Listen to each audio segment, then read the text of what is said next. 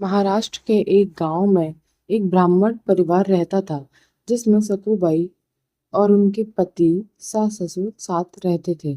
सकुबाई बचपन से ही संत महात्माओं का संग करके निरंतर श्री कृष्ण के चिंतन में रहती थी। सकुबाई की शादी ऐसे परिवार में हुई थी जहां उनकी सास ससुर और पति उनके विरुद्ध रहते थे और मारते पीटते भी थे। वे उन्हें भजन नहीं करने देते थे। उनके ससुराल वाले बहुत कष्ट देते थे, पर वे अपने विट्ठल भगवान में मगन रहती थी। एक बार एकादशी पर पंढरपुर के लिए वारी जा रही थी। वारी में भक्त नाचते हुए जा रहे थे, ढोल बजाते हुए, कीर्तन करते हुए। वारी को देखकर सकुबाई का हृदय विचलित हो गया। उनका मन था कि मैं भी पंढरपुर जाऊं, विट्ठल के दर्शन करूं, लेकिन घर वालों के डर से हिम्मत ही नहीं हुई। सकुबाई नदी से पानी भर रही थी। देखा, भक्तों के संकीर्तन दल को देखकर सकुबाई के हृदय में विट्ठल के लिए प्रेम उमड़ा और वे उस मंडली में शामिल हो गए। उन्हें एक पड़ोसन ने जाते हुए देखा और उनकी सास को जाकर बता दिया।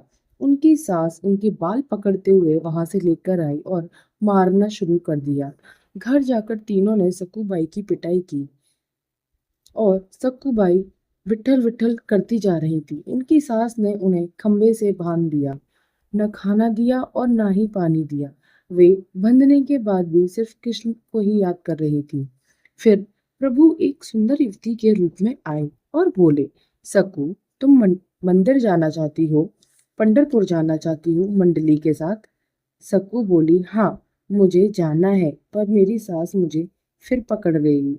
प्रभु बोले, तुम जाओ, वो तुम्हें नहीं पकड़ेंगे। सकुबाई चली गई और भगवान सकू का रूप धारण कर खंबे से बंध गए। ठाकुर जी को कई दिन हो गए, भोजन नहीं मिला। कुछ दिन बाद सकू के पति ने उन्हें खोला और कहा, जाओ, खाना बना लो और खा लो।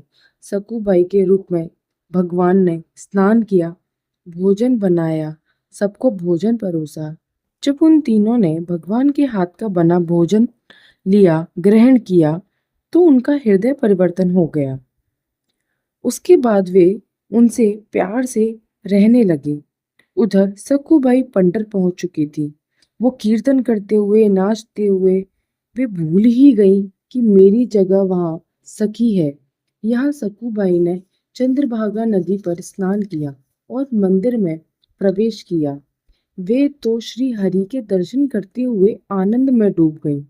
भगवान के सुंदर रूप के दर्शन करके भगवान में ऐसी डूबी कि उनके प्राण वहीं छूट गए।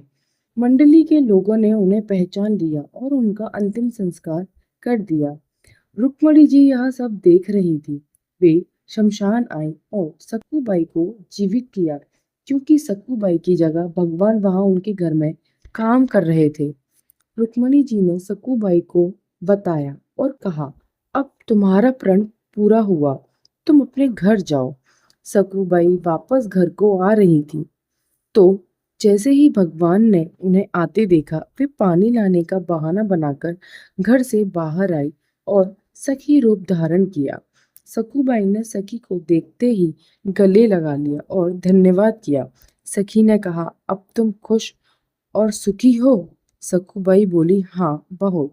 सकुबाई ने सखी से घड़ा लिया और पानी भरा। घर आकर देखा कि सबका स्वभाव बदला हुआ नजर आ रहा है। अब वे सब उनसे बहुत प्रेम से बात करते हैं, प्रेम से अच्छे से रहते हैं। कुछ दिन बाद वो ब्राह्मण पंढरपुर से आए और उनके घर आकर बोले, मैं आपको खबर देने आया हूँ कि आपकी बहू हमारे साथ पंढरपुर गई थी और भगवान के दर्शन करते हुए प्राण त्याग दिए। घर के लोग बोले, हमारी बहू तो अंदर है। सकुबाई को देखकर ब्राह्मण हैरान हुए और बोले, ये सब क्या है? घर के लोगों ने पूछा, ये सब क्या बोल रहे हैं? फिर सकुबाई ने सब बता दिया कि मैं वहां गई थी और यहाँ भगवान विट्ठल थे जो आप सबकी सेवा कर रहे थे। अब तो उनके सास ससुर और पति उनके चरणों में गिर गए और माफी मांगने लगे। बोले कि हमारे घर में ऐसी भक्त है, हमें पता ही नहीं था। सकुबाई से तीनों को भक्ति का उपदेश मिला और तीनों भजन परायण होकर सकुबाई की कृपा से भगवत धाम को प्राप्त हुए। राधे राधे।